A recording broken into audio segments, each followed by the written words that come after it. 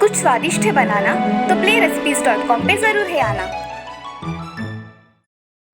सुवर्णगढ़ राज्य के राजा कनकसेन बहुत ही होनहार थे।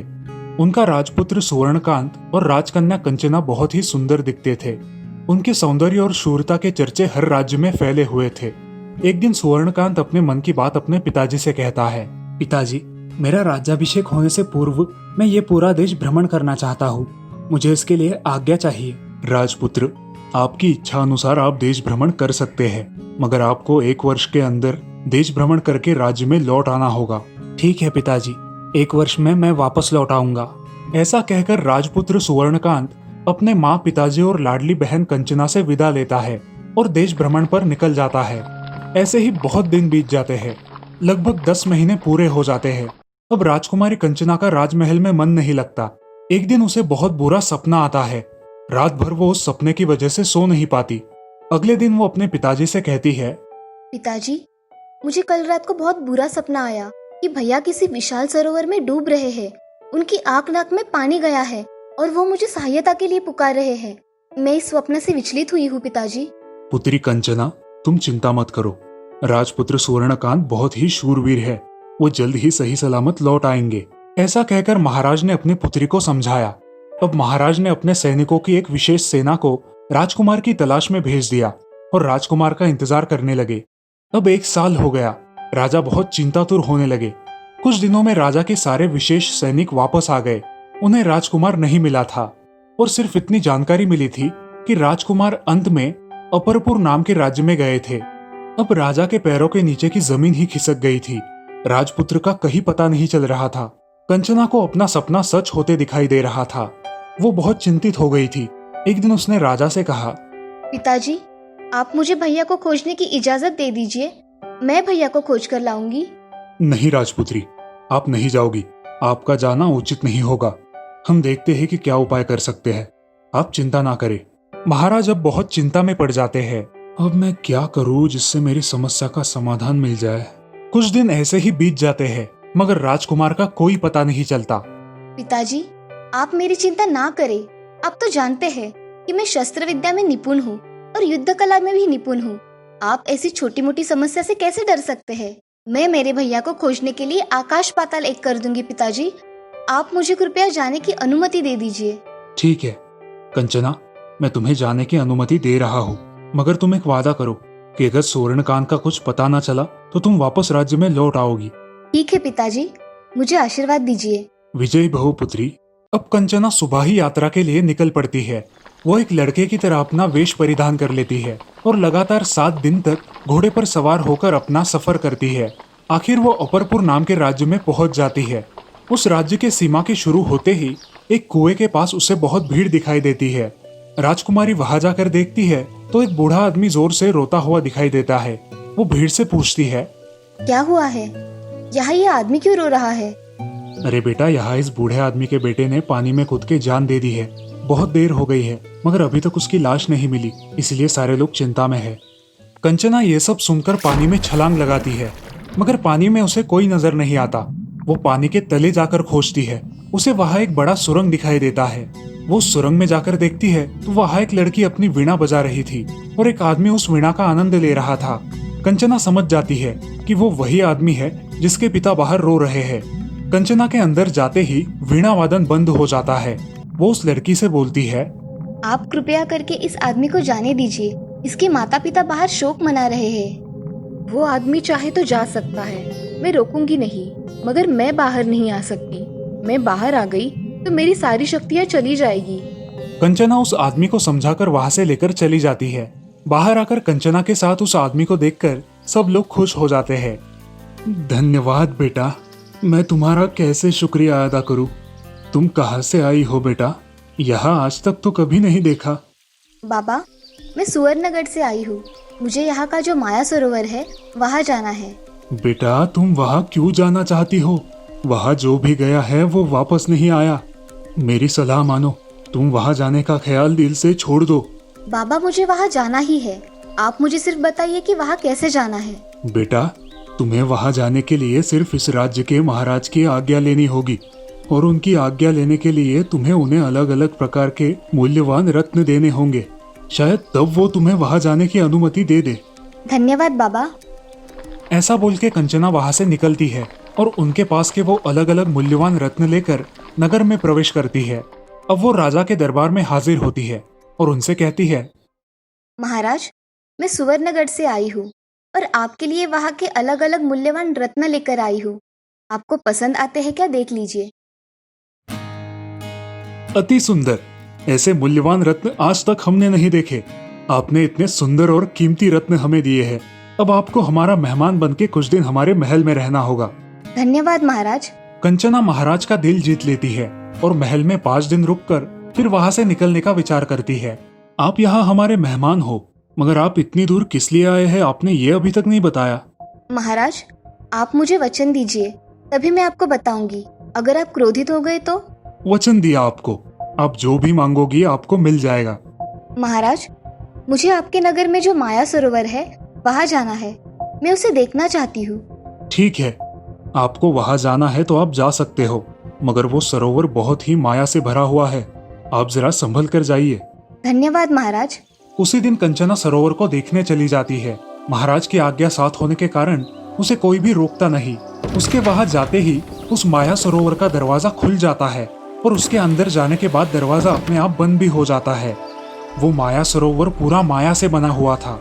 वह आज तक जो भी गया था वो लौटकर कभी वापस नहीं आया था। कंचना थोड़ी देर चलती है। कुछ देर बाद एक डरावना आदमी आकर उससे कहता है, आइए, आपका यहाँ स्वागत है, आइए मेरे साथ। कंचना उसके साथ चलने लगती है। हमारे यहाँ मेहमानों को इस सरोवर में नहलाने की परंपरा है।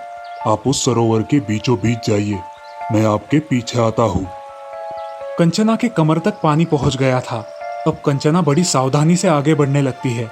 वो आदमी कंचना के पीछे ही चलने लगता है। अब पानी कंचना के गर्दन तक आ जाता है।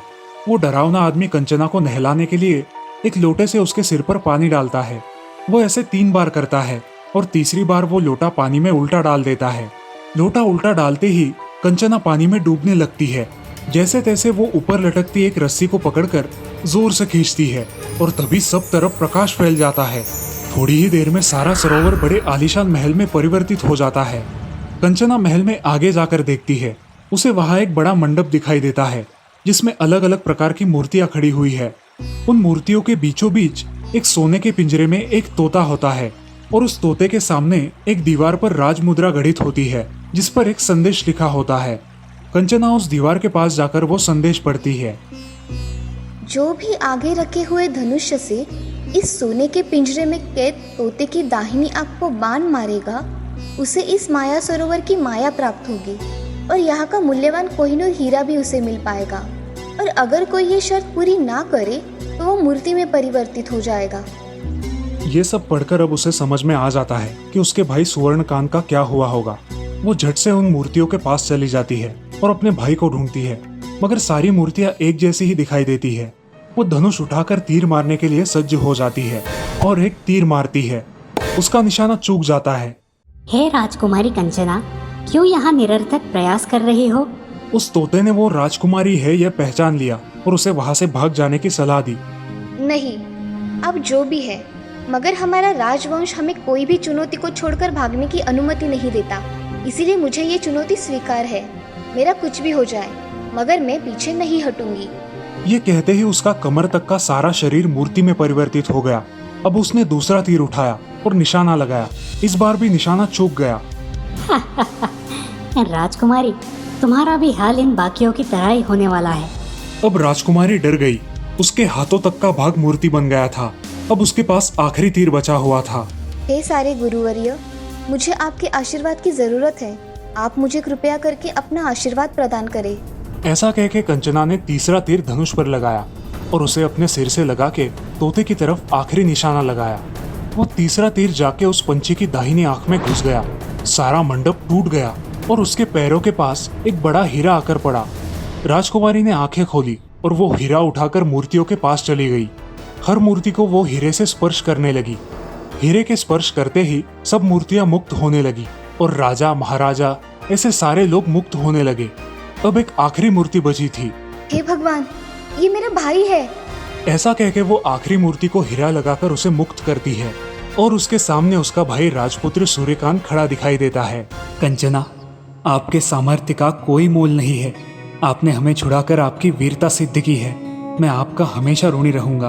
भैया, आप मुझे मिल गए, मेरे लिए यही बहुत है। चलिए, अब हम हमारे राज्य में लौट जाएंगे। ऐसा कह के सुवर्णकांत और कंचना अपने राज्य में लौट आते हैं। दोनों को देखकर महाराज बहुत खुश हो जाते हैं और अपनी बेटी पर उन्हें बहुत गर्व महसूस होता है। अब महाराज कनकसेन अपने राजपुत्र का राज्याभिषेक कर देते हैं और राजकुमारी कंचना का विवाह भी एक बड़े राज्य के राजकुमार से धूमधाम से करते हैं। अब राजा और राजा की प्रजा बहुत खुश हो जाती है और सभी लोग खुशी खुशी रहने लगते हैं। इस कहानी से हमें ये सीख मिलती है कि कोई भी काम धैर्य और विवेक से करना चाहिए। अगर अपने इरादे बुलंद हो तो कोई भी काम नामुमकिन नहीं है। मदुराई नाम के गांव में रामा और उसकी पत्नी शांता रहती थी। वो दोनों खेती में काम किया करते थे। उनको एक लड़का था जिसका नाम था सुधीर।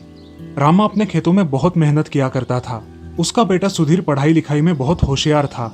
रामा अपने बेटे को खूब पढ़ने के लिए कहता और उसकी पढ़ाई के लिए जो भी पैसे लगे वो जैसे तैसे करके जमा कर ही लेता। बहुत दिन बीत जाते हैं। एक दिन खेत से लौटते समय रामा को दिल का दौरा पड़ जाता है और उसकी वही मौत हो जाती है। रामा की ऐसी मौत देख के सारे गांव वाले बहुत दुखी हो जाते हैं। उसकी पत्नी शांता के पास अब कमाने का कोई साधन नहीं रहता और उसके बेटे के कुछ दिनों बाद खाने के भी लाले पड़ने लगते हैं। माँ, पिताजी जाने के बाद हमारे खाने के लाले पड़े हैं। हमें कुछ करना चाहिए। हम क्या कर सकते हैं बेटा? मुझे तो कुछ भी नहीं आता। अरे माँ, तुम डोसा कितना अच्छा बना लेती हो। क्यों ना तुम डोसा बनाकर बेचो। इस काम में मैं तुम्हारी मदद करूंगा। मगर हमारा डोसा लोग खाएंगे क्या? माँ, कुछ ना कुछ काम तो करना ही पड़ेगा। तुम्हें जो आता है वही क्यों नहीं। लोग आएंगे भी और डोसा खाएंगे भी। शांता अपने बेटे की बात मान लेती है और अगले दिन से ही डोसा बनाने का काम शुरू कर देती है। एक पेड़ के नीचे बैठकर वो एक चूल्हे पर डोसा बनाना शुरू करती है और बेटा सुधीर वो डोसा लोगों तक पहुंचाता है। लोगों को शांता का डोसा बहुत पसंद आने लगा। धीरे धीरे उसके दुकान पर भीड़ बढ़ने लगी। अब शांता को भी खुद पर विश्वास होने लगा और उसने जल्द ही अपना खुद का एक ठेला खरीद लिया। वो अब उस ठेले पर अपना डोसा बेचने लगी। उसके ग्राहक उसकी बहुत प्रशंसा करने लगे। अरे भाभी, आपका डोसा तो बहुत ही अच्छा है। आपके डोसे के दाम भी कम है और टेस्ट भी लाजवाब है। धन्यवाद भाई साहब। ऐसा बोल के सारंग वहां से चला जाता है। अब हमारे ग्राहक बढ़ रहे हैं और बारिश के मौसम में यहाँ डोसा बेचना बहुत मुश्किल है। क्यों ना हम जमा किए हुए पैसों से एक दुकान खरीद ले और दुकान में डोसा बेचे। हाँ बेटा, तुम ठीक बोल रहे हो। दुकान हो जाएगा तो हमें डोसा बेचने में आसानी हो जाएगी और हमारे ग्राहकों को सुकून से डोसा खाने के लिए जगह भी मिल जाएगी। अब शांता गांव में एक दुकान खरीद लेती है और वहां से अपने डोसे का काम शुरू करती है। शांता के डोसे अब खूब बिकने लगे। एक दिन उसकी दुकान पर उसकी पड़ोसन रमैया आती है। अरे शांता, पति के जाने के बाद तुमने घर को तो बहुत अच्छे से संभाल लिया है, मगर अपने बेटे की पढ़ाई का क्या? अरे आंटी, आप चिंता मत कीजिए। मेरे पड़ोस का शिवा है ना, वो मुझे सब अभ्यास बता देता है। मैं खुद से घर पर बैठकर पढ़ाई करता हूँ और माँ की मदद भी हो जाती है। शांता घर जाकर सोचने लगती है, मैंने घर के चक्कर में अपने बच्चे का जीवन दांव पे तो नहीं लगा दिया ना? अब मुझे उसके लिए कुछ करना होगा। कुछ दिनों बाद सुधीर की 12वीं की परीक्षा होती है। सुधीर 12वीं की परीक्षा में अव्वल आता है। आगे की पढ़ाई के लिए उसे शहर जाना पड़ेगा। अरे सुधीर, तुझे तो अच्छे मार्क्स मिले हैं। तुम इंजीनियरिंग की पढ़ाई करने अब शहर जाओ। माँ, मैं तुम्हें छोड़कर कहीं नहीं जाऊंगा। और रही बात पढ़ाई की, तो मैं घर पर ही पढ़ लूंगा, अब तक जैसे किया है। नहीं बेटा, आज तक तुमने बहुत कष्ट किए हैं। अब मैं चाहती हूँ कि तुम तुम्हारी पढ़ाई पर ध्यान दो और अपने पिताजी का सपना पूरा करो। माँ, मैं तुम्हारी और पिताजी की इच्छा पूरी करूंगा। मैं मन लगाकर पढ़ाई करूंगा। बेटा, तुम यहाँ की कोई चिंता मत करो, मैं यहाँ सब संभाल लूंगी। सुधीर पढ़ाई करने शहर चला जाता है और इधर शांता भी अपने दुकान में अच्छी तरह से काम करने लगती है। हाथ बटाने के लिए वो अपने साथ 2 औरतें भी रख लेती है। उसका धंधा बहुत अच्छा चल रहा था और वहाँ सुधीर भी अच्छी तरह से पढ़ाई करके एक इंजीनियर बन गया था। कुछ सालों बाद वो गाँव आया और अपनी माँ की फिर से मदद करने लगा। बेटा, तुम इतना पढ़े हो तो तुम किसी अच्छे कंपनी में जॉब क्यों नहीं कर लेते? इससे तुम्हें अच्छी तनख्वाह भी मिल जाएगी। नहीं माँ, पिताजी जाने के बाद तुमने मेरा बहुत ख्याल रखा और अब मुझे शहर जाने कह रही हो। मैं यही रहूंगा और तुम्हारा काम में हाथ बटाऊंगा। सुधीर घर रहकर अपने माँ की मदद कर देता है और अपनी पढ़ाई से अपने धंधे में कुछ बदलाव लाता है।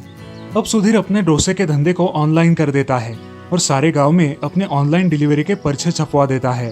लोग उस पर्चे पे दिए हुए नंबर पर कॉल करके ऑनलाइन ऑर्डर देते हैं। अब शांता के लिए और कुछ काम वाली औरतें आती है और कुछ डिलीवरी बॉय भी काम करने लगते हैं। अब डोसे की डिलीवरी लोगों के घर पर होने लगी और कस्टमर्स बहुत खुश हो गए। शांता डोसा वाले, हाँ बोलिए क्या चाहिए आपको? मुझे 4 प्लेट डोसा और एक्स्ट्रा चटनी चाहिए। जी मिल जाएगा, अभी भिजवा देता हूँ। अब शांता का धंधा बहुत अच्छी तरह से चलने लगा। सुधीर उस छोटे से धंधे को नई ऊंचाइयों पर ले गया। अब उनके ठेले की जगह एक बड़े होटल ने ले ली। शांता को भी अब आराम मिल गया। अब पूरा कारोबार सुधीर ही देखने लगा और इस तरह से सुधीर और उसकी माँ ने खूब मेहनत कर अपना जीवन सार्थक किया। इस कहानी से हमें ये सीख मिलती है कि हमें अपने आप पर भरोसा रखकर मेहनत करनी चाहिए, क्योंकि मेहनत करने वाली की कभी हार नहीं होती। कोमल अपने माता पिता के साथ गंगापुर गांव में रहती थी। वो बहुत ही शांत स्वभाव की थी। वो सभी लोगों की मदद भी किया करती थी। कोमल अपने माँ बाप की बहुत सेवा करती थी और उन्हें खुश रखती थी। वो कुछ ना कुछ काम करके अपना दिन का गुजारा कर ही लेती और इसी वजह से गांव वालों के मन में उसने एक अलग ही जगह बना ली थी। अब पूरे भारत देश में कोरोना नाम की भयंकर महामारी छा गई थी। सारे शहरों तथा गांवों में भी कोरोना के पेशेंट मिल रहे थे। सारे गांव वाले बहुत डर गए थे। एक दिन राशन की एक दुकान पर कोमल राशन लेने गई थी। उसने देखा कि बहुत सारे लोग एक दूसरे से दूर खड़े हैं, मगर उनके चेहरे पर मास्क नहीं था। ये देखकर वो सोच में पड़ गई। इन लोगों के पास पहनने के लिए मास्क भी नहीं है क्या? सभी लोगों के काम भी अब बंद हो गए थे और सब लोग अपने अपने घर में ही थे। उनके पास कोई भी काम धंधा नहीं था। ये सब देखकर कोमल सोच में पड़ गई थी। कोमल हमेशा आजू बाजू में क्या हो रहा है इस सब का ज्ञान रखती थी। अगली सुबह जल्दी उठकर कोमल अपनी माँ की सिलाई की मशीन पर कॉटन के कपड़े से कुछ बनाने लगती है। अरे बेटा, सुबह सुबह क्या कर रही हो? अरे माँ, मास्क बनाकर देख रही हूँ। देखो कैसा है। पहला मास्क तुम्हारे लिए, लगा कर देखो। अरे हाँ, ऐसा ही होता है टीवी में। अरे माँ, मैं सोच रही हूँ कि ऐसे ही मास्क बनाकर बेचूं तो लोगों के काम भी आएंगे और मैं इससे कुछ पैसे भी कमा सकूंगी। अरे ये तो अच्छी बात है कोमल, तुम मन लगाकर मास्क बनाओ। ये कहकर माँ घर में चली जाती है और कोमल मास्क बनाने लगती है। देखते ही देखते कोमल ने दिन भर में 50 मास्क बना लिए और एक बैग में उन्हें भरकर वो बाजार जाकर बेचने लगी। उसके बनाए हुए मास्क सभी को बहुत पसंद आए। उसने सारे मास्क कम दाम में ही बेच डाले। अब ऐसे ही कोमल हर रोज मास्क बनाती और बाजार जाकर बेचा करती थी। ये सब देखकर उसकी पड़ोसी राधा बहुत जल रही थी। अब वो भी मास्क बनाने लगी, लेकिन उसके मास्क कोई नहीं खरीदता था क्योंकि वो बहुत महंगे थे। अब राधा कोमल से बहुत जलने लगी और एक दिन रात को चुपके से जाकर उसने कोमल के बनाए हुए मास्क पर कुछ कलर डाल दिया और सुबह मजा देखने के लिए आंगन में आकर खड़ी हो गई। कोमल सुबह उठकर बहुत प्रसन्न थी, लेकिन जैसे ही उसने मास्क देखे वो रोने लगी और अपने माँ से कहा, माँ, ये कैसे हुआ? मेरे पूरे मास्क खराब हो गए। बेटी, चिंता मत करो, ये जरूर किसी की चाल है। तुम और मास्क बनाओ और बाजार जाके बेच आओ। कोमल अपना रोना बंद करके मास्क बनाने बैठ जाती है। ये देखकर राधा को बहुत गुस्सा आता है और वो अपने घर में चली जाती है। ये सब कोमल देख लेती है और समझ जाती है कि ये सब राधा की करामत है। कोमल वापस अपने मास्क बनाने में मग्न हो जाती है और किसी का द्वेष नहीं करती। कोमल का यही स्वभाव उसे तरक्की की तरफ ले जाता है। अब वो बहुत सारे मास्क बनाकर बेचने लगी। उसके पास मास्क के ऑर्डर्स अब शहरों में से आने लगे। उसने अपने साथ 5 औरतों को लेकर अपना छोटा सा व्यापार शुरू कर दिया और शहरों से बड़े बड़े ऑर्डर लेने लगी। अब लोग कोमल को बड़ी इज्जत देने लगे और वो गांव में मास्क वाली कोमल के नाम से जानने लगी थी। इस कहानी से हमें ये सीख मिलती है कि अपनी कोशिश कभी नहीं छोड़नी चाहिए। मेहनत का फल मीठा ही होता है। कानपुर नाम के शहर में बिकरू गांव में एक गुंडा रहता था। उसका नाम था विकास दुबे। उस पर 60 पुलिस केस दर्ज थे। उसी शहर के पुलिस स्टेशन में विनय सिंह नाम के एक पुलिस इंस्पेक्टर थे जो बहुत ही होनहार और ईमानदार थे। उनके घर में उनकी पत्नी और उनकी छोटी बेटी जया थी। पापा, आप थाने चले जाते हैं और माँ मुझे कोरोना की वजह से बाहर भी नहीं निकलने देती और घर में रह के हरी सब्जियाँ खाने को देती है। अब बताओ ना पापा मम्मी को। अरे बेटा, हरी सब्जियां खाना सेहत के लिए अच्छा होता है और तुम्हें मेरी तरह देश की सेवा करनी है तो अच्छा खाना पड़ेगा। ठीक है पापा। अगले दिन विनय सिंह अपने ऑफिस में जाते हैं। वहां जाते ही उन्हें ऊपर से एक अर्जेंट ऑर्डर आती है। सब पुलिस वाले अपने अपने काम में लग जाते हैं। उस चौबेपुर थाने में जो भी हालचाल होती उस पर विकास दुबे की नजर थी। उसे घर बैठकर सारी खबरें मिल जाती थी। उस थाने के डीएसपी थे देवेंद्र मिश्रा जी। ऑफिसर, हमें विकास दुबे के घर जाकर उसे गिरफ्तार करना है। यस सर, हमारी तैयारी हो गई है। आप बताइए कब निकलना है। उसी पुलिस स्टेशन में विकास दुबे का एक खबरी रहता था। वो विकास को फोन कर देता है। हेलो विकास दुबे जी, आज आपके लिए मेरे पास एक खबर है। कौन सी खबर लाए हो आज? विकास जी, आज आपके घर पर पुलिस आपको पकड़ने आने वाली है। आप सतर्क रहिए। अच्छा हुआ तुमने बताया। बाकी तुम्हें कुछ कमी तो नहीं है ना? नहीं नहीं, कुछ कमी नहीं, सब आपकी कृपा है। अब मैं फोन रखता हूँ। ठीक है। अब विकास दुबे अपने साथियों को एक जगह बुला लेता है और साथियों, हमारे घर पर हमला होने वाला है, इसलिए हम सबको तैयार रहना है। पुलिस का डटकर सामना करना है। जी विकास जी, आप चिंता ना करें, हम सब बंदोबस्त कर देते हैं। चलो, हम छत पर खड़े रहकर निशाना लगाएंगे। दुबे के कुछ साथी बाहर जाकर रास्ते पर जेसीबी लगा देते हैं ताकि पुलिस की फौज अंदर ना आ सके, और बाकी के साथी छत पर जाकर तैयार खड़े रहते हैं। सब लोग पुलिस का इंतजार करने लगते हैं। कुछ देर बाद पुलिस विकास के घर के पास आती है, लेकिन रास्ता जेसीबी से बंद देखकर दूसरे रास्ते से जाने के बारे में सोचते हैं। चलो, उस रास्ते से जाते हैं। सर, कोई धोखा तो नहीं हो रहा है ना हमारे साथ? उस विकास दुबे को पकड़ना है तो हमें मरने से नहीं डरना चाहिए। चलो, हम उनका डटकर सामना करेंगे। जी सर, चलिए। अब सारी पुलिस फोर्स दूसरे रास्ते से विकास दुबे के घर पहुंचती है। वहां पहुंचते ही उनकी जीप पर ऊपर से गोलियों की फायरिंग शुरू हो जाती है। उस फायरिंग में 8 पुलिस कर्मचारी और डीएसपी मिश्रा शहीद हो जाते हैं। उस जगह सन्नाटा छा जाता है। अब पुलिस की दूसरी फोर्स रास्ते पर तैनात रहती है, लेकिन रास्ते में जेसीबी होने के कारण वो घर तक पहुंच नहीं पाते। घर तक जाने में देर होने के कारण लगभग 7 पुलिस कर्मचारी बहुत बुरी तरह से घायल हो जाते हैं। जख्मी पुलिस वालों को अस्पताल में भर्ती किया जाता है। शातिर विकास दुबे वहां से एक साइकिल लेकर भाग जाता है। अब सारे देशवासियों के मन में क्रोध की भावना उमड़ पड़ती है। सब लोग चाहते हैं कि विकास दुबे को कड़ी से कड़ी सजा मिल जाए। पुलिस अपनी कार्यवाही बड़ी सख्त कर देती है और सब जगह अपना बंदोबस्त कर देती है। कानपुर की पुलिस मध्य प्रदेश की पुलिस को भी इत्तला कर देती है और सारे पुलिस स्टेशनों में उसकी फोटो सेंड कर देते हैं। जगह जगह पर पुलिस तैनात हो जाती है और लोगों में भी जागरूकता फैलाई जाती है। पुलिस प्रशासन विकास दुबे को पकड़ने वाले को 5 लाख रुपए का इनाम रखती है। पूरे भारत में यह खबर हवा की तरह फैल जाती है। पुलिस अफसरों की नई टीम विनय सिंह और डीएसपी मिश्रा के घर वालों को तथा शहीद हुए सारे पुलिस कर्मचारियों के परिवार को आश्वासन देती है। विकास दुबे को जल्द से जल्द पकड़ लिया जाएगा। हम हमारी तरफ से पूरी कोशिश कर रहे हैं, आप चिंता ना करें। अंकल, मैं बड़ी होकर अपने पापा की तरह बनूंगी और विकास दुबे जैसे लोगों को कड़ी से कड़ी सजा दूंगी। हाँ बेटी, तुम बेशक पुलिस अफसर बनोगी। सारे लोग वीर शहीद पुलिस वालों को श्रद्धांजलि देते हैं। इधर विकास इस गांव से उस गांव में जाते ही रहता है। वो किसी राह चलते बाइक सवार की मदद लेकर दिल्ली जाने के लिए निकलता है। उसके करीबी रिश्तेदार उसकी मदद कर रहे थे। उनकी मदद से वो दिल्ली पहुंच गया, मगर वहां जाते ही उसे पुलिस तैनात दिखाई दी और वो उसी रास्ते से फरीदाबाद वाले रास्ते पर निकल पड़ा। फरीदाबाद जाकर उसने एटीएम से कुछ पैसे निकाले। उन पैसों से उसने मोबाइल और कुछ जरूरत की चीजें खरीदी। साथ में एक अखबार भी खरीद लिया।